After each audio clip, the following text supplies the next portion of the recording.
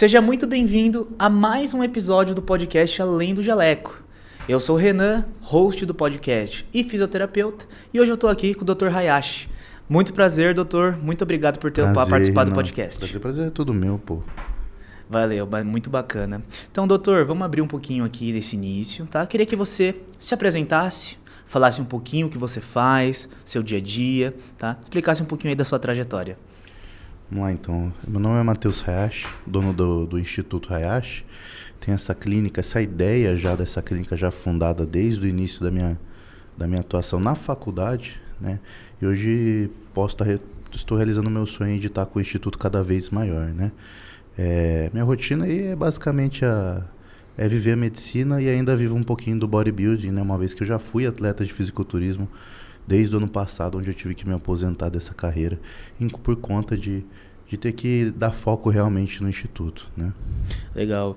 E, cara, quando as pessoas te procuram lá, qual que seria ali o maior foco que a galera procura, pensando em pacientes? O maior foco hoje em dia está no emagrecimento e na reposição hormonal. Então, eu sempre digo para a galera que a gente tem que... A endocrinologia em si ela é muito ampla.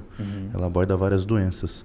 Mas quando a gente direciona na medicina algo que você quer ser bom, você tem que direcionar algo em que você goste. Então, desde sempre eu gosto de trabalhar com emagrecimento específico e terapia de reposição hormonal.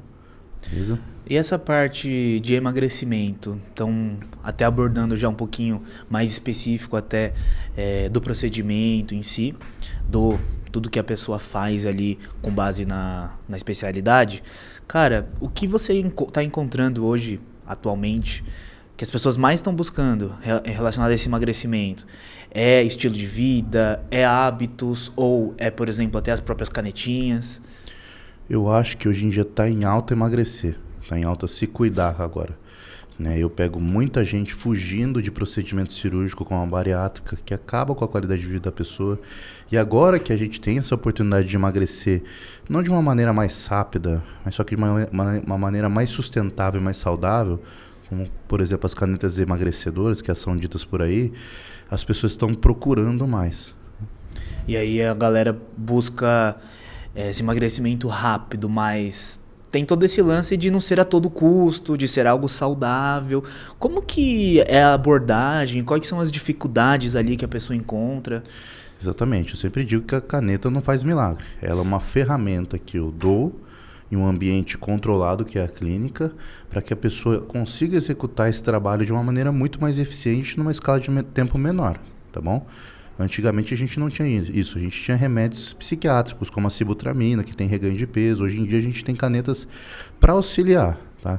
Questão de efetividade, excelente, tá? Contanto que a pessoa ela esteja não só motivada, mas pronta para fazer o que é necessário, né? Na nossa equipe a gente tem a nutricionista que faz esse trabalho complementando o que é essencial, né? Eu dar a ferramenta e a pessoa ainda assim seguir uma dieta e um estilo de vida saudável.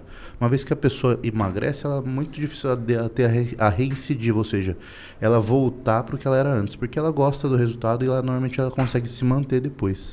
E aí, cara, até queria que você abordasse isso. Qual que é essa importância até desse acompanhamento multiprofissional, por exemplo, de você estar frente também a outras especialidades que vão agregar aí todo nesse processo do tratamento e do emagrecimento em si? Então, a nutrição ela vem como um papel primordial para quando eu ofereço um tratamento, por exemplo, com a caneta Monjaro, que é a última do mercado. Tá? Porque a pessoa sente muita inapetência, ou seja, ela não sente fome, ela para a compulsão alimentar. E aí, como a pessoa não come, a nutricionista entra para colocar as proteínas que são essenciais para o corpo, né? O mínimo do metabolismo, para que ela consiga fazer essa junção de uma maneira mais efetiva. Tá? Outras áreas que ajudam bastante também, a área da educação física, o cara tem um treinador ali ou alguma pessoa responsável para criar um planejamento de gasto calórico para essa pessoa, né? Para ele não ter perda muscular, né? As canetas para emagrecimento, elas têm a capacidade de perder gordura, mas também a capacidade de perder músculo. Então existe todo um planejamento de um bom personal, de um bom profissional da área da saúde, da parte do esporte, para ela fazer esse conjunto virar realmente algo bem fechado e algo bem efetivo. Legal. E, cara, tá muito em voga, tem muita gente usando, né, esse procedimento. Sim. Cara, pensando a longo prazo, tem algo ali que tá sendo estudado, ainda não tem uma resposta, algum benefício, algum malefício que isso pode gerar? Olha, para entrar uma caneta aqui, Renato, na verdade, qualquer medicamento para entrar aqui no Brasil tem que passar pela Anvisa. Esse órgão fiscalizador ele é um órgão muito patriota. Ele sempre olha para o bem do brasileiro. Então, se ele tem qualquer chance de causar algum malefício a longo prazo, eles nem estariam aqui. Então, se a caneta está aqui hoje, é porque a Anvisa liberou, viu uma certa... viu mais benefícios do que malefícios, né? A longo prazo, né? Teoricamente, não se pode usar para sempre. A gente tem um limite para esse uso, tá? A gente vai sempre de acordo com os estudos que foram feitos, né? Até então não apresenta nenhuma negativa. Fora os colaterais chatinhos ali, de náuseas durante o uso, constipação, mas fora isso, nada muito fora do normal se a pessoa usar corretamente, tá bom? E até pensando em estilo de vida, o que a pessoa tem que, em tese, adquirir até pós o uso dessa terapia. Cara, o que você usa no seu dia a dia? Quais são as técnicas que você usa ali para a pessoa, em tese, ela, vamos dizer que adquirir os mesmos efeitos ali do procedimento, mas mantendo após o uso? Então, após o uso, normalmente existe uma mudança, eu sempre digo, do mindset da pessoa. A pessoa ela começa a pensar diferente, né? Então, pensa numa pessoa que era obesa, eu tirei ela da obesidade, a gente conseguiu fazer um trabalho de 20 quilos menos, né? Uhum. A pessoa emagreceu 20 quilos. Na própria cabeça dela, ela não vai voltar aos hábitos ruins dela. Então, eu já começo a fazer uma estratégia para exatamente depois de 8 semanas, que é normalmente o meu tratamento, né? Para a gente pensar, e aí, né? Fulano, vamos agora trocar de abordagem? Vamos fazer uma abordagem sem o medicamento ou com o desmame do medicamento? Né? E aí, normalmente, a pessoa já tem um mindset completamente diferente, né? Eu tenho pacientes aí que pararam com hábitos ruins, pararam de fumar, pararam de beber, porque eles não querem a vida que eles querem antes, né? Então, isso normalmente é algo mais automático mesmo, tá? Vem meio que em paralelo, né? Isso. É uma consequência, né? Eu acho isso maravilhoso. Eu trabalho com autoestima, né? Eu tive muito problema com autoestima na minha infância. Então, dar autoestima, ajudar a pessoa a ter autoestima, isso para mim é gratificante. E normalmente quando ela se mantém, quando ela consegue aquilo, é difícil ela voltar. A não ser que sejam problemas pessoais muito severos daí, né? Que a pessoa ela acaba reganhando peso. Mas até agora, todos os pacientes eu acompanho assiduamente para que isso não aconteça. Legal. E até falando um pouquinho dessa questão da autoestima que você teve, isso foi alguma motivação para você adentrar nessa área, vamos dizer que esportiva, essa área que você atua hoje? Olha, pode ser que sim. Eu comecei o cursinho lá atrás, né? 2011. Comecei o cursinho lá atrás, não sabia muito o que fazer, né? Depois que a gente para o ensino médio, não fui um bom aluno, né? E aí minha avó sempre falava que eu era muito franzino, muito magrelinho, né? Eu entrei na academia e comecei a desenvolver disciplina dentro da academia e aplicar isso nos estudos. Uma vez que eu era uma pessoa muito largada na vida, né? Pra mim, pra minha família, eu não ia ser... Não tinha interesse em nada, né? E aí comecei a aplicar isso, né? E comecei a ver que eu realmente poderia dedicar o tempo, a minha disciplina da academia, em outras coisas. Foi aí que eu acabei conseguindo entrar na medicina. Mas entrar na medicina, para mim, foi algo motivacional de outra pessoa, né? Eu me motivei em alguém, né? No caso, foi o Dr. Paulo Musi, que depois que eu conheci ele pessoalmente, né? Eu larguei a faculdade de engenharia, eu tinha passado na Unicamp, engenharia de alimentos. Ô, louco, Larguei, no dia da matrícula, saí, fiz mais cursinho para entrar em medicina. E desde então, a clínica, ela é enraizada na minha cabeça já desde o início da faculdade. E como foi esse processo para você pós residência, pós fazer toda essa questão mais acadêmica? Como que foi o seu dia a dia ali pós residência, agora que você está com um instituto? Não foi do jeito que eu esperava, porque quando o médico se forma, ele tem duas opções, né? Ou ele faz a residência e começa os plantões médicos, que são bem desvalorizados aqui no Brasil hoje em dia, ou ele vai para a carreira do Exército, uma vez que a gente tem essa obrigatoriedade de servir eles, né? Como eu tive a dispensa do Exército, eu fui para a parte de plantões, né? Onde nem tudo é mil maravilhas. Então, eu achei que ia me formar e já abri um negócio. Mas, na verdade, eu comecei do zero, R$0, né? Então, comecei de lá, estudando e fazendo plantão em paralelo para juntar meu dinheirinho, né? E aí sim, depois das especializações que eu fiz, estar seguro para abrir. A clínica era para ter, ela teoricamente ela ia abrir em 2028, mas por causa da minha demanda, que era online, eu atendia muito online, eu acabei decidindo expandir isso já nesse ano, que vem sendo um sucesso hoje em dia, graças a Deus. Que bacana. E aí, como que foi para você, então, todo esse processo? Você vinha desenvolvendo essa questão mais de empresarial? Ou foi literalmente algo natural que veio com... Como que as pessoas até te achavam para ter essa demanda que você falou? O meu principal cartão de visita, desde o meio da faculdade em que eu comecei a trabalhar um pouco com isso, foi a minha imagem. Foi quando eu virei fisiculturista, né? Quando eu adentrei nesse esporte mais fundo, né? Durante os meus estudos, eu comecei a ser chamado por ensaios fotográficos e tudo mais. E eu comecei a usar isso como um fator de alavanca para a minha marca, né? A minha marca, ela é criada desde antes da minha formação. A marca em si, a empresa em si, eu registrei ela por causa do que eu tinha um sonho. E eu fiz ela no meu 2º ano de faculdade. Eu já sabia que eu ia abrir isso um dia, não sabia quando. Então, basicamente, o meu cartão de imagem, a minha pessoa, usar como exemplo, ó, eu faço isso aqui, né? Eu tenho essa disciplina, musculação, academia, tá bem de vida com a nutrição e tudo mais, essa foi um fator de motivacional para as pessoas me procurarem. Pô, Matheus, como é que você ficou assim? E aí eu fui chamando esse público para mim. Que legal.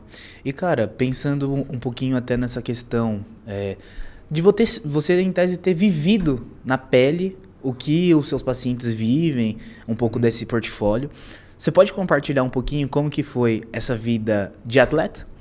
Claro, pô, muita gente acaba desmotivando a gente, porque a rotina do estudante de medicina é muito puxada, né? O dia inteiro na faculdade, mais a parte prática, né? E aí eu levava todas as minhas marmitas, né? Ficava de madrugada fazendo as minhas marmitas, para que essa engrenagem desse certo, né? Ou meu treino era muito de manhã ou muito à noite, né? Nos extremos dos horários, né? Uma rotina extenuante, mas ainda assim eu só estudava e só fazia academia. Então impossível não era. Muita gente fala, durante a faculdade fala que não é possível, mas quando você quer alguma coisa, você arruma um tempinho, nem que seja de madrugada. Lembro que eu fazia o cardio, né? Que a gente tem que fazer 1h30 por dia, às vezes de madrugada, meia-noite até 1h30, e acordava às 7 de novo. Tinha uma disciplina ali... Isso.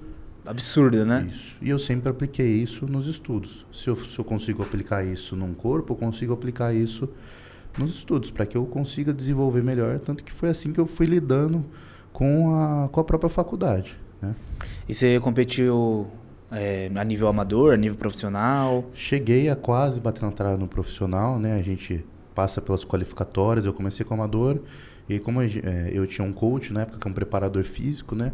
Como a gente viu que eu estava ganhando muito já no amador, a gente decidiu ir para as qualificatórias, que era do Muscle Contest, né?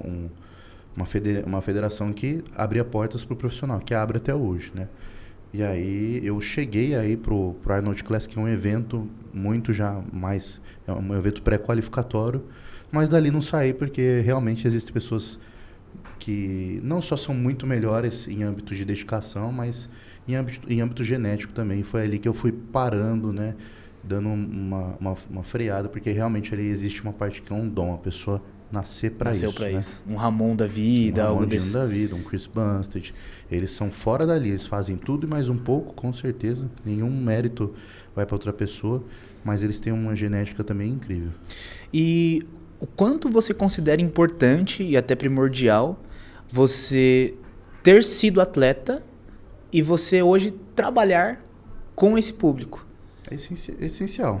Sem a vida de atleta, eu não saberia a aplicabilidade de alguns hormonal, de alguma estratégia para emagrecer para outras pessoas. Então eu sempre falo para o meu paciente, às vezes o paciente me pergunta, o que você acha disso aqui? E eu nunca usei, eu falo, não usei, né? Não consigo te opinar sobre isso, eu consigo te opinar sobre o que eu estudo, os cursos que eu faço e sobre o que eu aplico. Né? Inclusive a caneta Monjaro, por exemplo, a caneta, eu não tinha nenhuma aplicabilidade em mim, eu nunca tinha feito em mim. E aí eu fiz uma viagem para Noronha no meio do ano, eu falei, poxa, por que não? Eu estou prescrevendo e nunca usei. Usei para ver e realmente, se você fizer todo o trabalho, ele te dá o resultado. Então, para mim, era impossível fazer a clínica sem ter tido esse contato tão grande antes, de você conseguir fazer um corpo chegar ao extremo, de você conseguir conciliar isso com a saúde, né? Então, para mim, A clínica não existiria sem a minha vida de atleta. E aí até abordando um pouquinho, até um pouco polêmico, né, essa parte de terapias hormonais, qual você vê esse nicho em si, pensando nas questões dos malefícios das pessoas fazerem sem um acompanhamento do médico, por exemplo? Sempre vai acontecer, né? Assim, a maioria hoje em dia, se você chegar numa academia de nome, aí a maioria faz uso, tá?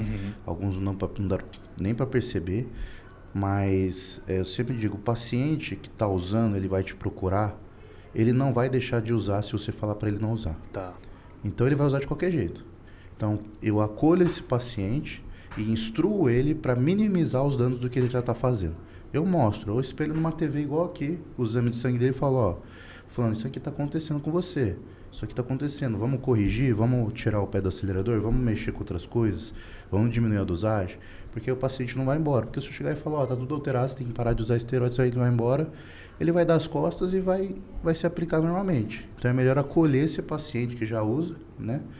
Todos os pacientes possíveis, né? Tem a questão financeira de que nem todo mundo consegue um acompanhamento médico, mas assim, a longo prazo isso é desafiador, porque é um problema de saúde. As pessoas vão começar a infartar mais cedo. Acidente vascular cerebral, que é um problema muito comum também no jovem que usa esteroide. Então, uma hora dá BO. Né? É isso que eu ia até te perguntar. Quais são os riscos, os colaterais que podem vir ali associados a esse uso, em tese, sem acompanhamento? Nossa, a gente ia ficar falando uma meia hora aqui do que pode acontecer. Né? Mas o que é mais comum de mortalidade? Né? A pessoa entra nos hormônios e começa a usar estimulantes como tiroidianos, né? Hormônios para cavalo, né? E aí realmente pode chegar a um infarto agudo do miocárdio. O cara é novo, deu um infarto, ele não volta. O cara velho, mais idoso, quando ele infarta, se você perceber, ele até consegue voltar, porque ele tem muita circulação colateral no coração. O mesmo acontece por um acidente vascular cerebral. Isso acontece demais em quem usa. Né? A gente sempre tem que estar atento a um marcador, até quem não é formado, quem está nesse âmbito do bodybuilding, do fisiculturismo, ele sabe que ele tem que ver a fração do hematócrito dele, para ver se o sangue dele está um pouco mais viscoso ou não, porque quanto mais viscoso o sangue fica, quanto mais hormônio a pessoa usa, mais essa fração aumenta. Se aumenta e oclui uma artéria, a artéria cerebral, por exemplo, existe um AVC ali, a pessoa não sente nada até acontecer e a pessoa morre. Tá?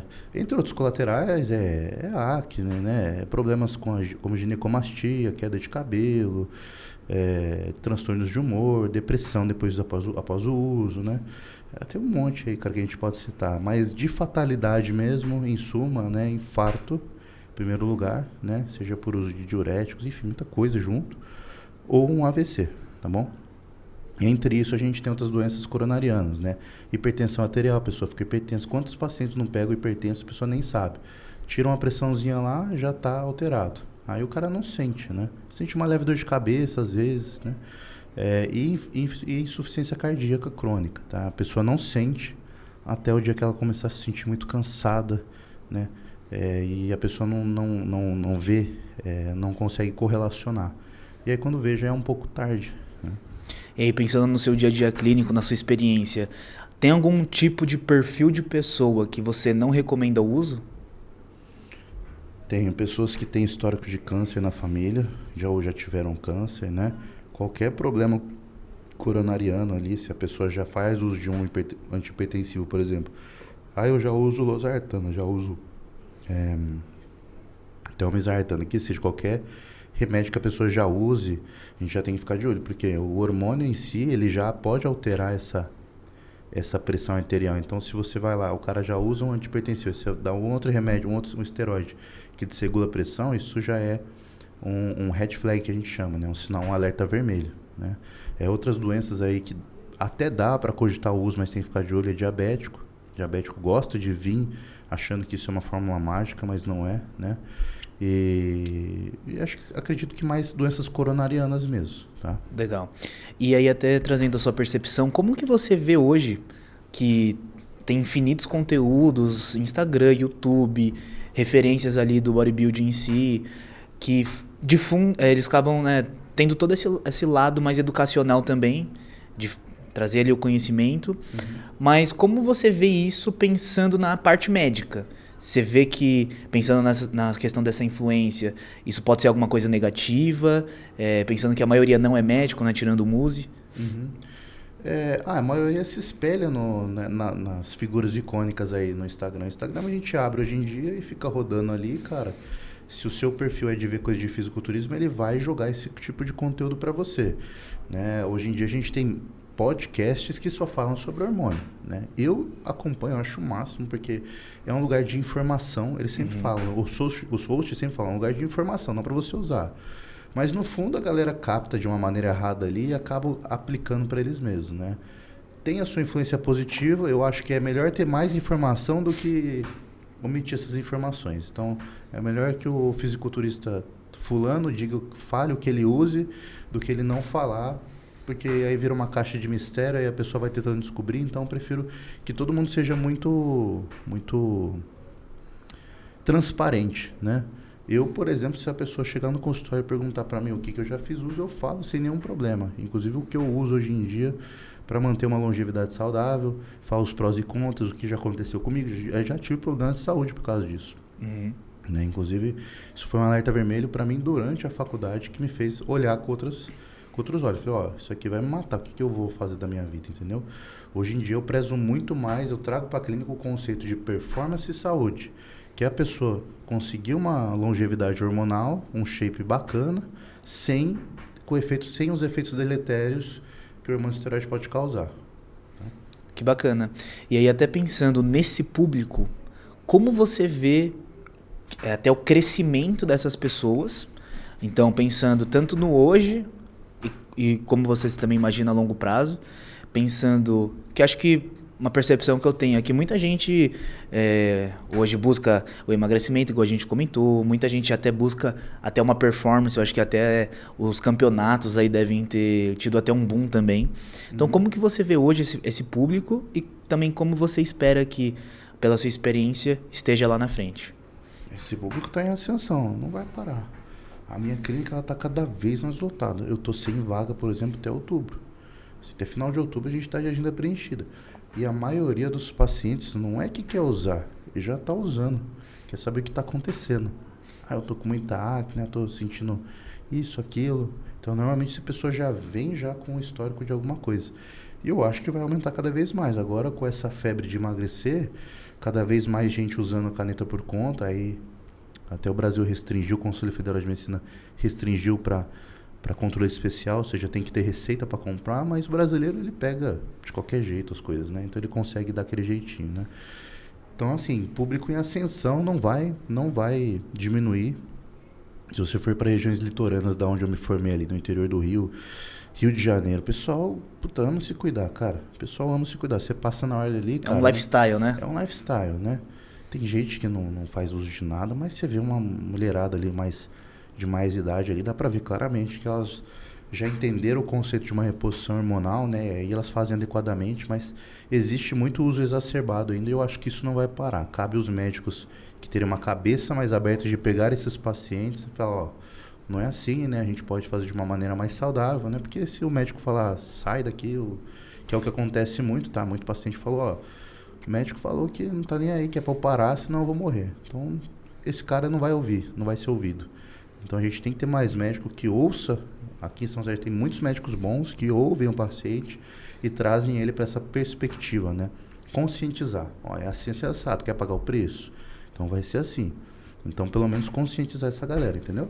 E aí, até pensando nessa conscientização, o que você acha que falta para esse paciente ele já chegar ali com até um nível de, antes de fazer uso de qualquer tratamento, qualquer injetável, assim, podemos dizer assim, ele já chegar procurando assistência para fazer. O que você acha que falta ali? Qual que é esse gargalo ali que falta para o cara já chegar educado? Puta, cara, eu acho que isso é muito influenciável. Na academia, se você entrar, hoje em dia, é que a maioria já usa, e aí sempre tem um fulano já falando, usa isso aqui. Não existe mais o conceito de você treinar sem esteroides. Eu treinei por muito tempo sem esteroides, eu nem sabia o que era. Eu entrei na academia xoxo, não sabia nem que era whey protein. Aí depois que eu soube o que era whey, creatina, eu fiquei, nossa, isso aqui é bomba, isso aqui é o máximo. Quando na verdade são só suplementos. Eu usei suplementos, eu comecei a usar pré-treino. Então acho que tipo há 10 anos atrás a informação era mais restrita assim, né?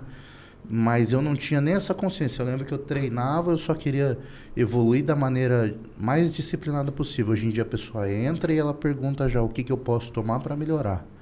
A pessoa já não tem mais essa perspectiva de esforço, né? Então, sinceramente, essa pergunta talvez eu fique devendo, porque eu acho que quando você entra numa academia, existem tantas academias aqui em São José hoje, e você é facilmente influenciável. Você vê o carinha lá super forte já. Você não quer perguntar o que ele fez, a pessoa quer perguntar o que ele tomou. Entendi. E aí fica meio difícil, realmente. E, cara, vendo esse boom de academias, você vai em horários ali de pico, lotadas, isso é algo positivo, obviamente, e eu queria até que você trouxesse esse lado da sua visão médica, do impacto disso na vida das pessoas, na qualidade de vida das pessoas. O que a academia traz ali de benefício?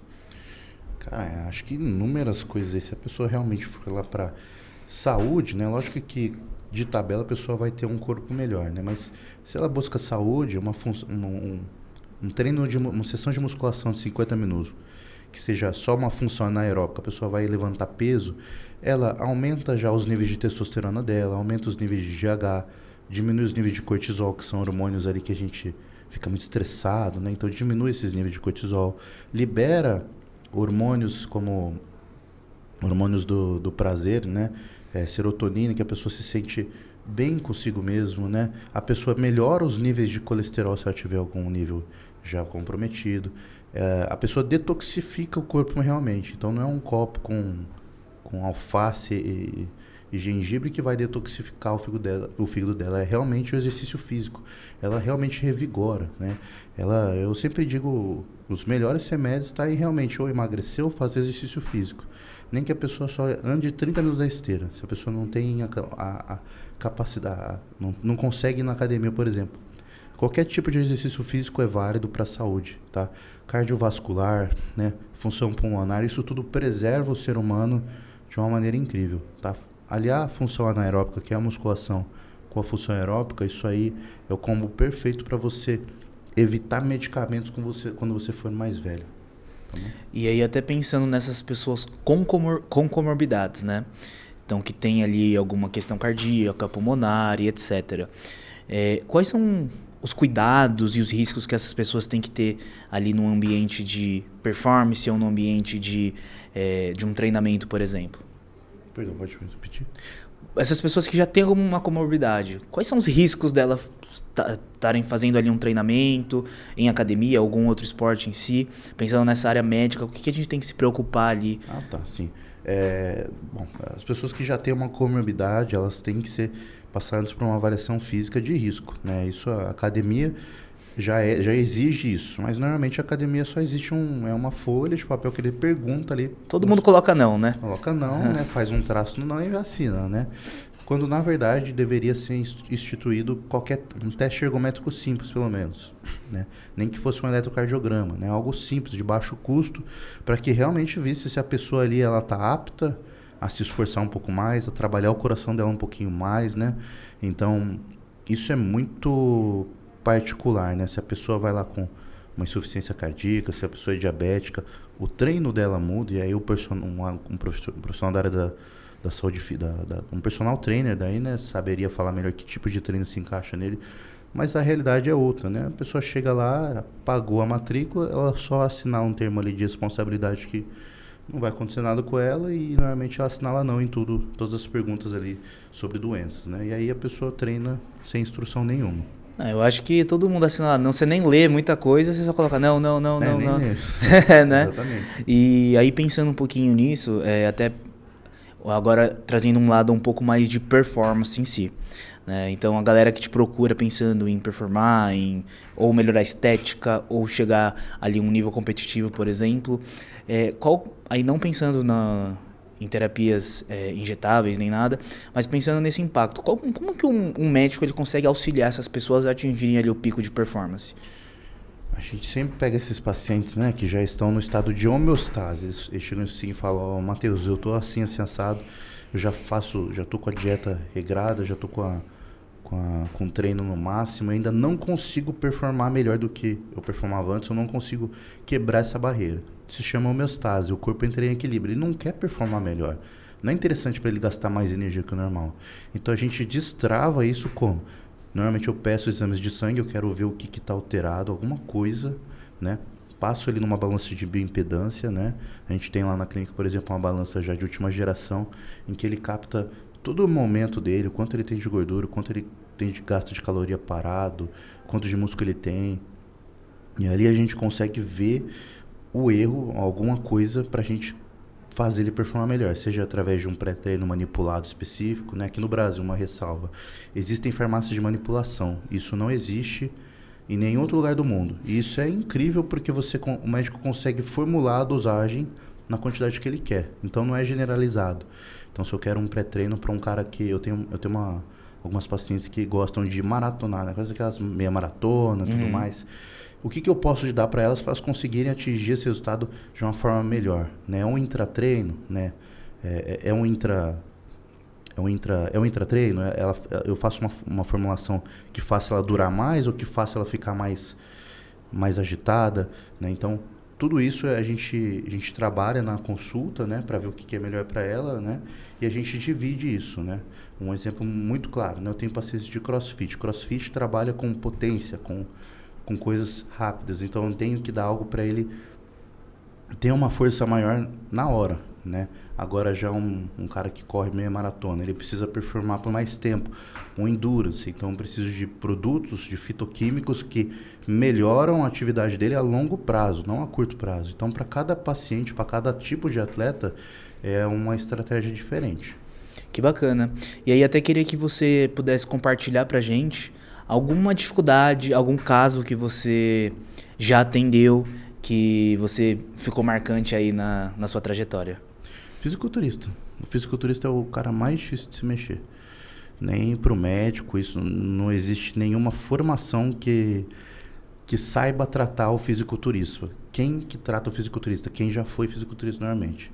E quem entende muito da fisiologia, de tanto hormonal quanto de nutrologia, de nutrição, a pessoa tem que entender tudo isso. E normalmente, pasmem, os melhores coaches, preparadores físicos, eles não são médicos, eles não são nutricionistas, eles são educadores físicos, às vezes são nutricionistas, mas não necessariamente eles são formados nessa área. Por quê? Para o fisiculturismo não existe um livro que você lê e está tudo escritinho lá o que deve fazer. Então é muito imprevisível. Então basicamente foi a preparação. Não vou citar o nome porque ele é um blogueiro famoso hoje em dia, então ele não usa mais a imagem dele, então não pode citar ele. Mas foi muito difícil chegar a ele até o extremo, né? Desde problemas em que ele teve com humor, né? Como uma pessoa que ele usava a comédia para fazer o Instagram dele, o humor começa a ficar muito deprimido no fisiculturismo, né? Então chegar a pessoa no extremo faz isso acontecer. Então conciliar essas duas coisas para ele, chegar ele no extremo de uma maneira que ele não desistisse, sempre foi o mais desafiador, eu acho. E aí, como que você maneja essa complexidade? É no dia a dia ou você tem todo esse acompanhamento ali multiprofissional? Porque pensando que às vezes você não vai estar ali no dia a dia com o cara, por exemplo, no ambiente de academia. Então, como que faz esse manejo da complexidade? Então, quem pega um fisiculturista para preparar mesmo, hoje em dia eu não preparo o fisiculturista. Ele precisa de uma atenção quase que diária. Então, assim, dá para fazer uma questão multidisciplinar, o pessoal passar no psicólogo, né, passar no nutri, passar em avaliador físico, até dá, mas eu sou da versão que ele precisa ser acompanhado por uma pessoa só e essa pessoa precisa dar total atenção. Tanto que os preparadores de fisiculturismo hoje em dia, eles são caros. Eles cobram alto e eu entendo o valor deles. Por quê? É um cara que vai estar todo dia ali perguntando. Desde a hora que ele acorda, fala para ele se pesar, tirar foto à noite, fazer isso, pesar a quantidade de sal no dia, né, se extrapolou ou não. Então é uma observação toda diária, né? Então hoje em dia eu não preparo mais fisiculturismo. Eu trago eles para corrigir a saúde deles de repente, fazer um protocolo mais elaborado, mas acompanhar durante todo o dia seria algo ali incoerente para mim. Não dá para dar atenção que eles precisam, entendeu? E pensando um pouco agora, um lado mais educacional, né? Você também atua em tese nessa frente? Sendo professor, né? Dando aulas, ministrando... Isso, na verdade, eu ministro aulas para a faculdade da AMB Morumbi para um outro assunto, né? Que são perícias criminais. Aí que legal. É um outro assunto completamente à parte que eu gosto também, que é balística, corpo de delito, enfim, analisar cenas criminais ali. Isso aí foi um grande achado, porque eu atendi um paciente, né? Atendo um paciente que é juiz, né? E ele, numa conversa de consultório, né? A gente estava conversando sobre armamento e tudo mais, né? Na época do Bolsonaro, e aí a gente acabou falando, você gosta de medicina legal, que é uma vertente da medicina, né? Falei, gosto. Aí ele me introduziu nessa área, né? E aí comecei a fazer perícias, me dei bem, né? E aí eu fui chamado para palestrar primeiramente na faculdade, em outra faculdade também, né? Em outra cidade, em Mogi, se não me engano. E aí deslanchei, né? Fui chamado, hoje em dia eu sou coordenador de uma liga lá da faculdade da AMB Morumbi e ministro aulas uma vez por mês, só para dar uma atualizada, mas não é mais muito meu foco. Tá? E aí como você faz em paralelo isso? Seu foco é mais nessa área mais do consultório e isso como se fosse algo mais... É paralelo. Né? É paralelo, né? Eu não preciso estar num lugar, por exemplo, não tenho um ambiente fixo de trabalho para perícia. Normalmente eu recebo essas perícias por escrito, por carta ou por e-mail, né? E aí eu posso responder se eu quero esse cargo ou não. E normalmente esses cargos são cargos rápidos, né? Então são trabalhos rápidos. Antes eu demorava muito para fazer eles, mas agora são cargos que eu aceito e aí eu falo o quanto você vai ganhar ali pelo caso, você faz e vai embora. Então são pontualidades, mas atualmente 99% de mim está no instituto e já estou pensando em me desvincular atualmente da perícia. Bacana. E aí até pensando um pouquinho no que você almeja, até um pouco do que você enxerga, até da própria especialidade desse público, onde que você quer chegar com o seu instituto? Ou você tem planos de, por exemplo, expandir ele? Com certeza. O instituto, ele por si só, né? O instituto, ele é viado por...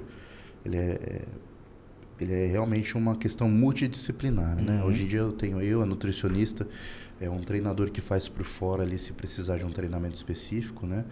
Mas a ideia final é transformar essa metodologia num conceito e abrir um prédio, seja ele de 2 andares, em que a pessoa vai ter um médico, um nutrólogo, vai ter um psiquiatra, vai ter um fisioterapeuta, um nutricionista comportamental, um nutricionista esportivo, e a marca Hayashi, ela girar em torno disso, né? Então eu vejo isso como produto final, mas ainda assim a gente só está começando ainda. E pensando, você imagina que, pensando toda essa questão atual, das pessoas buscarem mais longevidade, mais qualidade de vida, mais saúde, né? Você vê que é algo que esse público vai crescer a assistência, ou você acha que nesse meio do caminho pode ser que tenha outras técnicas também que podem ali interferir nesse processo? Eu acho que vai crescer mais e mais. Se surgir outras técnicas, eu estou dentro, eu sempre estou me especializando. Eu vou começar a fazer uma especialização de remodelação glútea. Minha mãe falou que era muito controverso para mim, porque uma vez que eu mexo com emagrecimento, né, a mérito da pessoa, a pessoa emagrecer, criar músculo ali na academia e tudo mais, por que eu vou trabalhar com remodelação glútea? Que se trata de um tipo de cirurgia plástica. Eu falei, mãe, aí é um trabalho de refinamento, a pessoa já está bem, já tem um corpo bem estruturado, mas ela quer melhorar um pouquinho mais, então isso é um trabalho de refinamento. Então técnicas vão sempre vir existindo. Cabe ao médico querer se atualizar ou não. Tá vindo outra caneta emagrecedora, por exemplo, muito mais potente que o Monjaro. E a gente já está né? Eu já estou estudando ela, já sei como usar, como é a aplicabilidade dela, para quando vir para o Brasil já estar preparado. Então, eu acho que o segredo é você sempre estar um passo à frente, né? Sempre já estar com um curso em dia, um estudo em dia, para que senão você acaba defasando mesmo, tanto o seu tratamento quanto as outras oportunidades que pode vir. Então, se vier outra oportunidade, outros tipos, eu vou estar aprendendo, pode ter certeza. Que legal. E aí até pensando em profissionais que estão ali recém-formados no mercado, ou estão buscando uma residência em endocrinologia ou área esportiva, qual que é a mensagem ali principal que você acha que é o mais interessante para essa galera? O mais interessante, cara, é que não tem não tem atalho. Eu achei que tivesse, quando eu me formasse, eu já teria uma carteira de pacientes, meus pacientes fidelizados, já ia abrir um cowork, um espacinho para mim, mas não tem segredo, você vai ter que começar nos plantões, todo mundo tem que começar do zero. Tem que aprender a medicina básica, tem que aprender a tratar um cara na emergência, uma criança. Eu sou pediatra também, né? Então eu trabalhei muito com criança antes disso, né? Então é saber trabalhar isso primeiro, né? Hoje em dia, por exemplo, eu não trato nenhuma emergência, eu não fico em um ambiente de risco. Mas o médico, ele tem que passar por isso. Ele tem que passar pelo... Quem se formar agora, ele tem que passar por esse nível ambulatorial da coisa. Tem que passar pelo SUS. Eu já trabalhei no SUS, já trabalhei no SAMU. Já trabalhei em convênios, né? Já trabalhei dentro da UTI, então já trabalhei com crianças, muito tempo com crianças, minha paixão também, mas se você não passar por essas etapas e for direto, né, para a base clínica ali, eu quero ser dermatologista, quero já fundar, cara, você vai ter desmanchado todo o conceito de medicina que você fez durante os 6 anos de faculdade. Então você tem que viver tudo que a medicina propõe mesmo, para depois você aprender, ganhar o seu dinheirinho dessa forma, né? E depois começar a pensar na especialização ali, para você começar a ser bom em uma coisa só. E aí até também abordando esse ponto para as pessoas que buscam emagrecimento, que buscam ali melhorar os hábitos de vida também. Uma palavra também sobre isso. Uma palavra, comece com os recursos que você tem, né? Nem todo mundo tem condição de ir na minha clínica ou de ir numa clínica com outro nome, né? Porque exige-se um investimento para emagrecer na minha clínica, exige-se, não tem como. Mas se você não tem, comece com o que você tem. Isso é aplicável em qualquer área da sua vida. Eu não tenho... Cara, comece com o que você tem, né? Então... e a partir disso vai melhorando que você vai ver resultado. A constância, né, e a disciplina que gera o resultado. Não é uma caneta, não é uma pílula que vai fazer você ficar motivado todo dia, que vai fazer você emagrecer. Então, se você consegue caminhar só 30 minutos no dia, que seja, faça, melhor do que nada. E aí, com o tempo, você vai conseguindo expandir isso, né, de acordo com a sua devoção.